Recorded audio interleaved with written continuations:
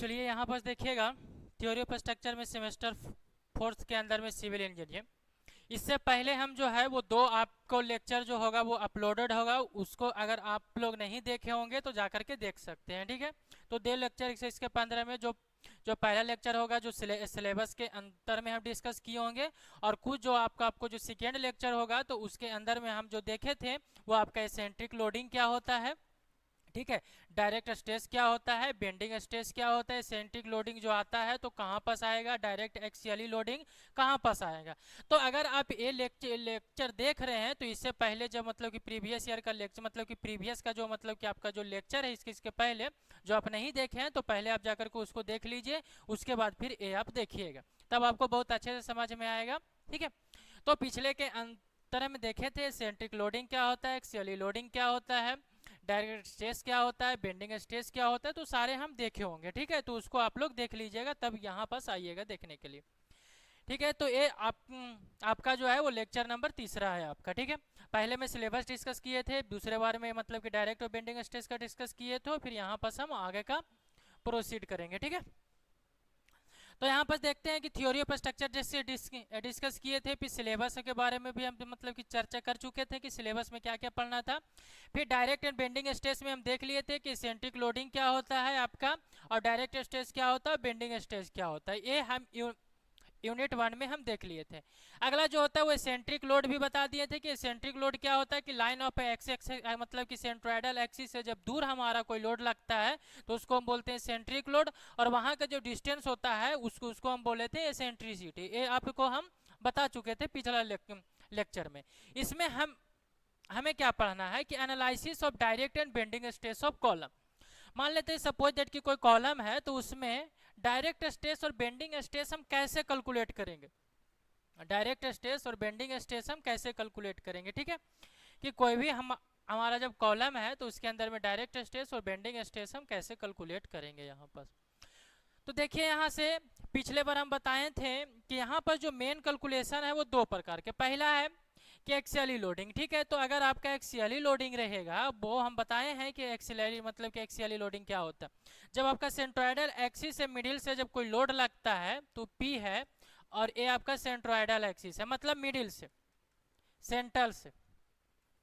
तो सेंटर से जब कोई लोड लगता है आपका, ठीक है, तो इसको हम बोलते हैं आपका एक्सियली लोडिंग, जो कि हम डिस्कस किए हैं पीछे एक्सियली लोड की। तो यहाँ पर जो आपका जो आएगा वो इसके कारण जो स्ट्रेस आता है उसको हम बोलते हैं डायरेक्ट स्ट्रेस। कौन सा स्ट्रेस बोलते हैं हम इसको, डायरेक्ट स्ट्रेस। और direct stress is equal to क्या होता है आपका, पी अपॉन में क्या होता है, एरिया, क्योंकि स्ट्रेस इज इक्वल टू होता है फोर्स पर यूनिट एरिया, तो पी अपॉन में एरिया। तो डायरेक्ट स्ट्रेस तो हम बहुत अच्छे से निकाल लेते हैं। लेकिन जब यहाँ पर एसेंट्रिक लोडिंग आता है, कौन सा लोडिंग आता है, जब एसेंट्रिक लोडिंग आता है तो एसेंट्रिक लोडिंग के अंदर में देखिएगा, मान लेते हैं सपोज दैट कि कोई कॉलम है, चलिए यहाँ पर देखिएगा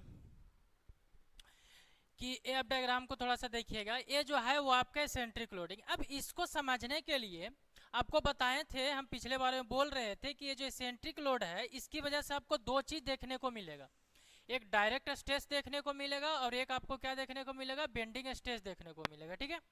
डायरेक्ट स्ट्रेस भी देखने को मिलेगा और क्या देखने को मिलेगा, बेंडिंग स्ट्रेस भी। अब कैसे हमको पता चलेगा, देखिए एक चीज तो आपको समझ में आ रहा होगा कि जो पी लोडिंग है वो, इसको समझने की आपको ये समझ में आ रहा होगा कि जो पी लोडिंग है इसको तो हम बताए थे कि बेंडिंग स्ट्रेस जो होगा वो M/Z होगा। यहाँ पर पॉजिटिव भी हो सकता है, नेगेटिव भी आ सकता है। बताए थे कि जब ये बेंड करेगा आपका, जब ये बेंड करेगा तो एक तरफ टेंशन भी आ सकता है और कंप्रेशन भी आ सकता है, कंप्रेशन भी आ सकता है और क्या आएगा, टेंशन भी हमारा आ सकता है, ठीक है। तो जब बेंड करेगा तो एक तरफ कंप्रेशन और दूसरी तरफ टेंशन आएगा, ठीक है। तो यहाँ पर जो बेंडिंग स्ट्रेस होंगे वो आपका दोनों हो सकता है, प्लस माइनस दोनों, आपका प्लस भी हो सकता है और माइनस भी हो सकता है। पहले अभी छोड़िए, यहाँ पर हम बेंडिंग स्ट्रेस की बात करें तो बेंडिंग स्ट्रेस जो पिछले बार जो फॉर्मूला निकाल करके लाए थे वो ऐसे लिखे थे, M इंटू में Y अपॉन में I, यही लिखे थे। और यहाँ से आपको फ्लेक्चरल फॉर्मूला से हम पीछे लिखे थे, आपका जो फ्लेक्चरल फॉर्मूला क्या था, M बट्टे I is equal to sigma B बट्टे वाई। तो यहाँ से sigma B is equal to जो होता है वो M इंटू में Y अपॉन में आई, और एक चीज ध्यान रखिएगा कि एम अपॉन में आई अपॉन में वाई ऐसे भी लिख सकते हैं। आई अपॉन में आई को बोलते हैं जेड और दैट इज सेक्शन मॉडुलस। पढ़े होंगे कि एम बटे आई अपॉन में वाई को हम बोलते हैं सेक्शन मॉडुलस, ठीक है, जिसको हम जेड से रिप्रेजेंट करते हैं। क्या होता है सेक्शन मॉडुलस, जिसको हम जेड से रिप्रेजेंट करते हैं। तो ये चीज आपको देखने को मिल रहा होगा यहाँ से कि डायरेक्ट स्ट्रेस और बेंडिंग स्ट्रेस था, यहाँ पर ये आपको ये है। चलिए तो बेंडिंग स्ट्रेस का हम डायरेक्टली फॉर्मूला लिख सकते हैं कि ए जो होगा वो एम बाई जेड होगा। ए क्या होगा आपका बेंडिंग स्ट्रेस का डायरेक्टली फॉर्मूला क्या होगा, एम बाई जेड होगा। तो ये होगा, तो ये बेंडिंग तो समझ में आता है। और सर मतलब कि पिछले बार हम ए भी बोले थे कि ए लोड की वजह से आपका डायरेक्ट लोड मतलब कि डायरेक्ट स्ट्रेस भी आएगा। अब वो डायरेक्ट स्ट्रेस कैसे आएगा तो उसको हम देखते हैं यहाँ पास, ध्यान से देखिएगा। चलिए हम सारा को इरेज कर देते हैं यहाँ पास आपका जो है, तो इसको हम इरेज कर दे रहे हैं। ये हमारा कोई काम का नहीं है, यहाँ पास इसको हम इरेज कर दे रहे हैं। चलिए देखिएगा बेंडिंग स्ट्रेस तो आपको, अब यहाँ पास क्या करते हैं जो पी लोड है, अब पी लोड को समझने के लिए ध्यान देना, पी लोड को हम समझने के लिए कि यहाँ डायरेक्ट भी आएगा कि आपका एक्सियली आएगा, क्या आएगा। अब क्या होता है जब कोई चीजें जब बहुत अच्छा से नहीं समझ में आता है, जैसे मैं कि आप लोग मैथ में भी बनाते होंगे फॉर्मूले वगैरह, डेविएशन जब करते होंगे तो जब कुछ नहीं आता होगा तो दोनों side right side left side कुछ गुना मल्टीप्लाई कर देते हैं, ठीक है, जिससे क्या होता है कि हमें मतलब कि वो जो है वो एक्यूरेट आ जाता है किसी में, ठीक है। तो अब इसको समझने के लिए हम क्या करते हैं कि एक लोड है, मान लेते हैं कि जो हम लोड यहाँ पास लगाएं P1 P2 P3 वो आपका P के बराबर है, ऐसा नहीं कि कोई अलग होगा। ई P के बराबर आपका है P1 P2 P3 सारा लोड हमारा लगा हुआ है P के बराबर, ठीक है। तो यहाँ से P1 लगाए P2 लगाए P3। अब क्या होता है ई P1 तो आपको समझ में आ रहा होगा कि P के बराबर है, सारा P ही के बराबर है, कोई अलग सा कुछ भी लोड नहीं है यहाँ पर। ए जो है वो P के बराबर है। अब क्या करते हैं कि इसको समझने के लिए हम जो सेंटर है तो सेंटर पे हम दो लोड लगा देते हैं, ठीक है, और दोनों क्या होता है P2 और P3, और दोनों जो है वो इस प्रकार से लोड लगाए। तो बताइए कि नेट जो लोड यहाँ पर लगेगा P1 और जो हमारा P2 एक ऊपर से लगा हुआ है P2 और नीचे से हमारा लगा हुआ है P3 और P2 इज इक्वल टू हमारा P3 है। तो ये बताइए नेट लोड यहाँ पर कितना हो जाएगा, नेट जो होगा वो आपका जीरो ही तो इफेक्ट आएगा ना, ठीक है। तो हम यहाँ पास जब जीरो इफेक्ट आएगा तो हम P2 और P3 को हम इस प्रकार से लगा दिए। जिससे मतलब कि आप भी मैथ में जब मतलब RHS है LHS है दोनों तरफ चार चार जोड़ दीजिए, ठीक है, तो कोई फर्क पड़ेगा इक्वेशन का, कोई भी फर्क नहीं पड़ेगा। तो उसी प्रकार से हम यहाँ किए कि P2 है ये P3, अब P2 और P3 को हम क्या कर देते हैं कि एक्सिस पे ऐसे हम लोड लगा देते हैं। क्या लगा देते हैं, ऐसे हम एक्सिस पे लोड लगा देते हैं। जब लोड लगाए हम ऐसे पास तो हमको कुछ देखने को मिला, जब हम इस प्रकार से लोडिंग लगाएं तो हमको कुछ यहाँ पास देख रहे हैं। वो क्या देख रहे हैं कि दो लोडिंग है यहाँ पर। सबसे पहले आप इसको देखने की कोशिश करिए, इसको आप देखने की कोशिश करिए, ई लोड को P1 और P2 को, considering load P1 and P2, consider पहले करो P1 और P2, P1 एंड P2 देखो, तो सॉरी P1 और P3 को देखो, P1 और P3 के, P1 और P3 कैसे लोड लगा हुआ है देखिएगा। तो यहाँ पर जब यहाँ से आपको समझ में आ रहा होगा कि P1 और P3 कैसे लोड लगा हुआ, तो ऐसे लोड लगा हुआ, एक ऐसे लग रहा हो P1 और एक ऐसे लोड लगा हुआ है P3। देखो तो बताओ, एक ऐसे है तो ऐसे पकड़ करके घुमा देगा, ध्यान दीजिएगा, ये लोड है तो ऐसे इसको रोटेट करवाने की कोशिश करेगा, रोटेशन देगा, ठीक है, ठीक है, रोटेशन देगा। अब एक चीज ध्यान देगा, जो नल होता है, नल जो आपका जो टैप होता है पानी वाला, उसको आप जब एक हाथ से घुमाइएगा तो नहीं, हमेशा उसमें दो फोर्स लगता है, और एक फोर्स क्या होता है एक दूसरे का अपोजिट होता है, एक फोर्स क्या होता है एक दूसरे के अपोजिट होता है। तो यहाँ पर जब ऐसे देखो, एक अगर तुम नीचे से लगाओगे तो एक ऊपर से, तो आप नल खोलना, अगर नहीं नल खोले हो तो जाकर के नल खोलना और वहां पर देखना ध्यान से कि जब तुम नल खोलोगे तो एक तुम ऐसे नीचे की ओर दबाओगे, एक हाथ को ध्यान देना, एक अंगुली के तुम नीचे से लगाओगे और एक तुम ऊपर से लगाओगे, तो ऐसे नल खुल जाएगा, नल खुल जाएगा। तो यहाँ पर दो फोर्स साथ में लग रहे, मतलब कि दो मोमेंट, कहने का मतलब है कि दो फोर्स हमारा साथ में लग रहे हो, दोनों फोर्स क्या दे रहा है, रोटेशन दे रहा है। तो जब दोनों फोर्स रोटेशन दे रहा है तो उसको बोलते हैं कपल। क्या बोलते हैं उसको हम? कपल जनरेट हो रहा है। क्या जनरेट हो रहा है? ये कपल जनरेट हो रहा है हमारा यहाँ पर। जब दो फोर्स आपस में ऐसे आपको रोटेट करने की कोशिश करेगा, जब रोटेट करने की कोशिश करेगा तो ये आपको कपल जनरेट करेगा। क्या जनरेट करेगा? आपका कपल जनरेट करेगा।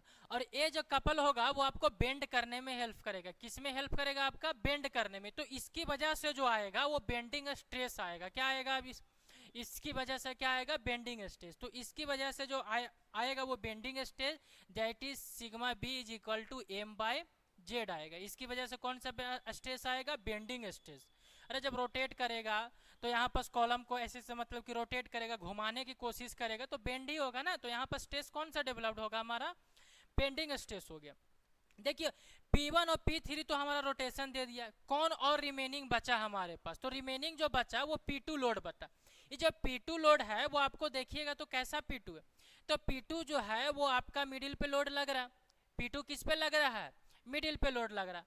तो P2 जब हमारा मिडिल पे लोड लग रहा है तो ये जो हमारा देगा वो ये जो रिमेनिंग लोडिंग है वो आपका कहाँ से पास कर रहा है? सेंटर से पास कर रहा है। तो P2 अगर तुम लोड को देखोगे तो P2 जो है वो सेंटर से पास कर रहा है, सेंटर से। तो ये जो देगा तो सेंटर की वजह से आपको बताए थे कि डायरेक्ट स्ट्रेस देगा। तो यहाँ पास P2 अपॉन में क्या हो जाएगा? एरिया।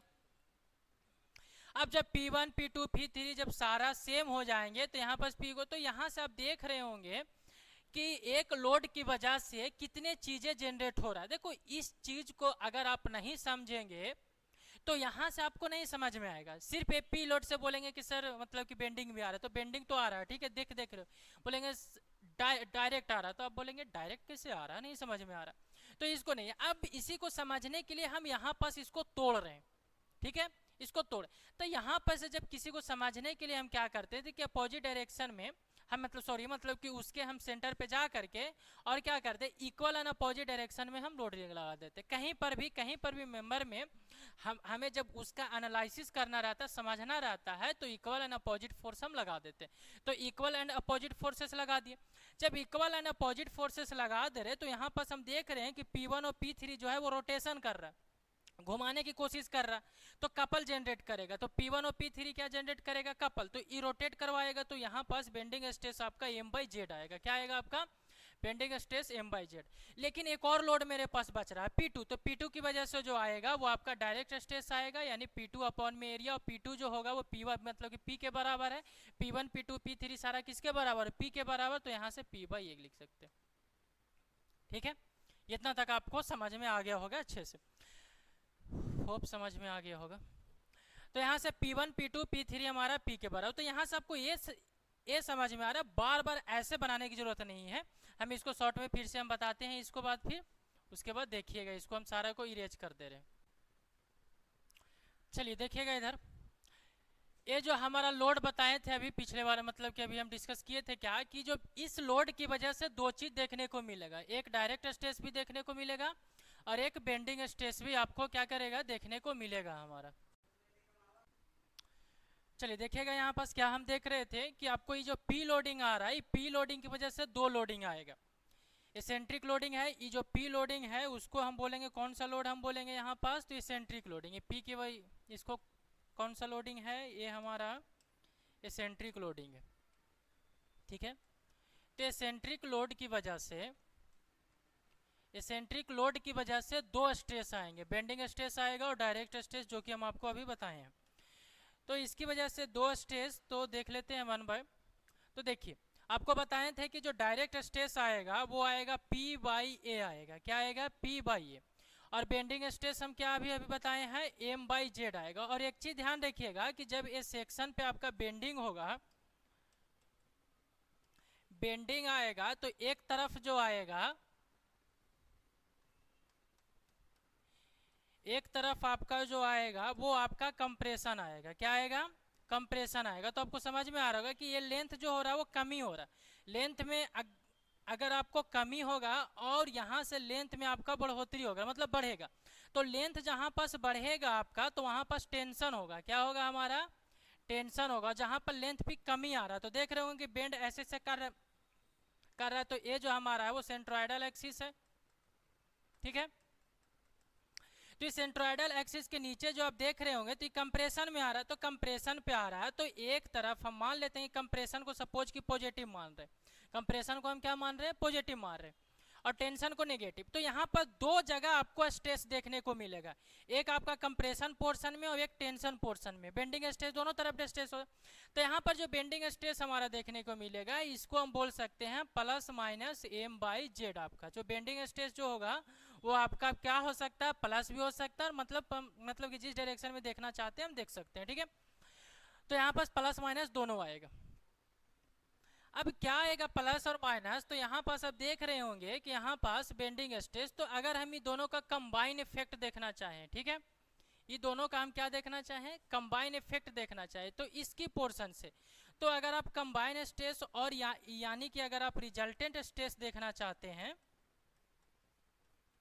कि दोनों की वजह से क्या आएगा, तो कंबाइन की वजह से क्या हो सकता है, तो दो आएंगे। जो आपका जो रिजल्टेंट आएगा वो एक आएगा इसकी वजह से सिग्मा नोट प्लस में, देखिए हम इसका दो बार साइन लेते हैं, एक हम प्लस और एक बार माइनस, तो एम बाई जेड होगा। एक बार जो स्ट्रेस आएगा वो sigma naught plus M by Z आएगा, और एक जो आएगा वो sigma is equal to sigma naught plus में माइनस में एम बाई जेड। यानी कि आप देख रहे होंगे यहाँ पास कि कंबाइन स्ट्रेस अगर हम देखने की कोशिश करें तो एक बार प्लस और एक बार माइनस, तो एक बार प्लस एक बार माइनस, तो प्लस एम बाई जेड, और यहाँ पास ये है।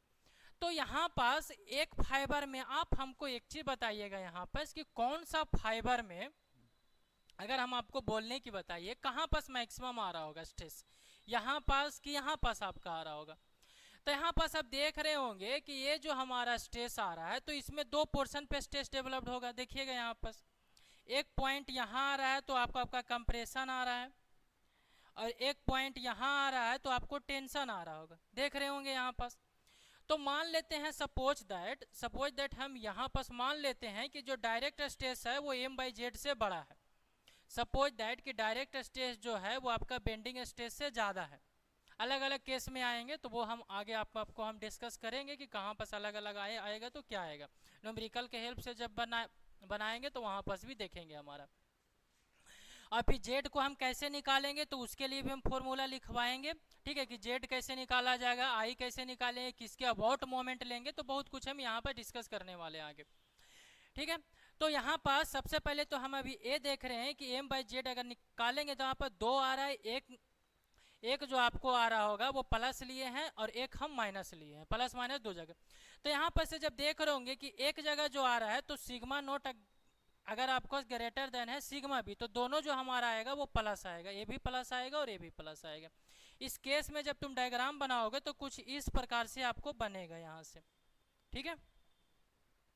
ये आपका जो रहेगा वो प्लस का साइन है नीचे की तरफ। तो इसको भी हम आगे और डिटेल में बहुत अच्छे से हम देखेंगे यहाँ पास, ठीक है, कि एक तरफ आपका जो है वो एक पॉइंट पे आपका ज़्यादा लगेगा और एक पॉइंट पे आपको क्या रहेगा, कम लगेगा। तो यहाँ पर भी देख रहे होंगे कि यहाँ पास अलग अलग केस के अंदर में आपको जो है वो देखने को मिलेगा कि एक पॉइंट पे आपको जो है, तो यहाँ से जब डायरेक्ट स्ट्रेस अगर आपका ज़्यादा हो जा रहा है डायरेक्ट स्ट्रेस बेंडिंग स्ट्रेस से, तो आपका दोनों जगह पॉजिटिव आ रहा है। इसका मतलब सिर्फ ओनली जो मेंबर में रहेगा वो कंप्रेशन रहेगा, टेंशन नहीं रहेगा, ठीक है। तो यहाँ से हमें आपको क्या समझाना था, हम उसको मतलब कि एक बार हम आपको रिपीट कर रहे हैं। यहाँ से जो हमें समझाना था कि जब आपका एसेंट्रिक लोड आता है तो एसेंट्रिक लोड की वजह से दो लोडिंग आते हैं।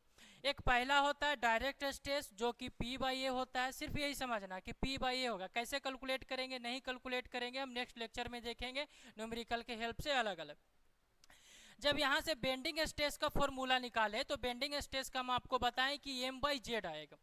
अब एम बाई जेड मतलब क्या आएगा, तो एक तरफ कंप्रेशन भी आ सकता है और टेंशन भी आ सकता है, दोनों आ सकता है, कंप्रेशन भी आएगा और क्या आएगा, टेंशन भी आएगा। तो उसके बदले हम मतलब क्या कर ले कि प्लस माइनस दोनों हो सकता है, बेंडिंग स्ट्रेस आपका प्लस भी हो सकता है और माइनस भी हो सकता है। तो ये चीज़ हम देख लिए। अब यहाँ से जब कंबाइन देखें तो आपको पता चला कि एक बार हम प्लस लेंगे और एक बार माइनस लेंगे, क्योंकि रिजल्टेंट निकालना है कि दो को जोड़ करके मेन नेट फोर्स कितना आ रहा, तो नेट फोर्स रिजल्टेंट निकालना, तो दोनों को एक बार जोड़ेंगे, दोनों को एक बार घटाएंगे, तो यहाँ पर दो स्ट्रेस आएगा, ठीक है।